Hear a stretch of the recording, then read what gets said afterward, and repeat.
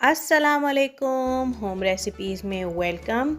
तो सर्दियां हों और शक्करकंदी ना खाई जाए, बाज़ार अब बार बार कौन जाए लेने के लिए। तो मैंने सोचा कि चलो मैं भी आज आपके साथ अपने स्टाइल से, जो जैसे मैं शक्करकंदी को रोस्ट करके खाती हूँ उस तरह से बताती हूँ। तो ये बहुत मज़े की बनती है और झटपट बन जाती है। इसमें आपको ज़्यादा मेहनत भी नहीं करनी पड़ती और बाज़ार जैसा टेस्ट भी आ जाता है।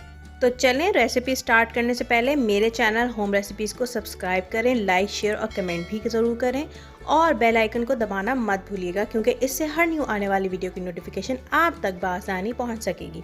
तो चलें, रेसिपी स्टार्ट करते हैं। यहाँ पर 2 शक्करकंदी लेकर उसे अच्छी तरह से धो लें और अच्छी तरह से खुश्क कर लें। हम सब के घर में एक ऐसा तवा ज़रूर मौजूद होता है जिस पे हम चावलों को दम देते हैं, तो मैं वही वाला तवा यूज़ कर रही हूँ। यहाँ पर 2 शक्करकंदियाँ उसके ऊपर रखकर गरम करना है बहुत अच्छे तरीके से तवे को, और फिर इसको ढक देना है। नीचे से फ्लेम को लो करना है और तकरीबन 15 मिनट तक इसको पकाना है।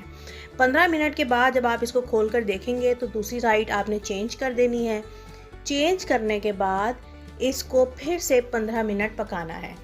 ये आपकी शक्करकंदी के ऊपर डिपेंड करता है कि ये कितनी टेंडर हो रही है कितने मिनट में। तो मेरी तो यहाँ पे बिल्कुल अच्छी तरीके से टेंडर हो गई थी 15 मिनट में, और मैंने इसे दोबारा जब टेंडर करने के लिए रखा था तो इसको 10 मिनट लगे थे। तो देखें, ये बिल्कुल रेडी है।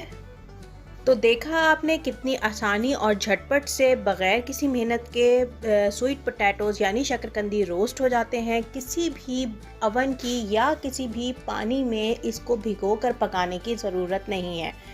तो चलें, ये देखें, बहुत ही मज़े की और बहुत अच्छी तरीके से नरम हो गई थी ये। इसके ऊपर आप अपने पसंद के हिसाब से मसाले डालकर भी खा सकते हैं। चलती हूँ, मुझे दुआ में याद रखिएगा। मेरे चैनल को सब्सक्राइब, लाइक शेयर कमेंट ज़रूर कीजिएगा और बेल आइकन को भी ज़रूर दबा दीजिएगा। अल्लाह हाफ़िज़।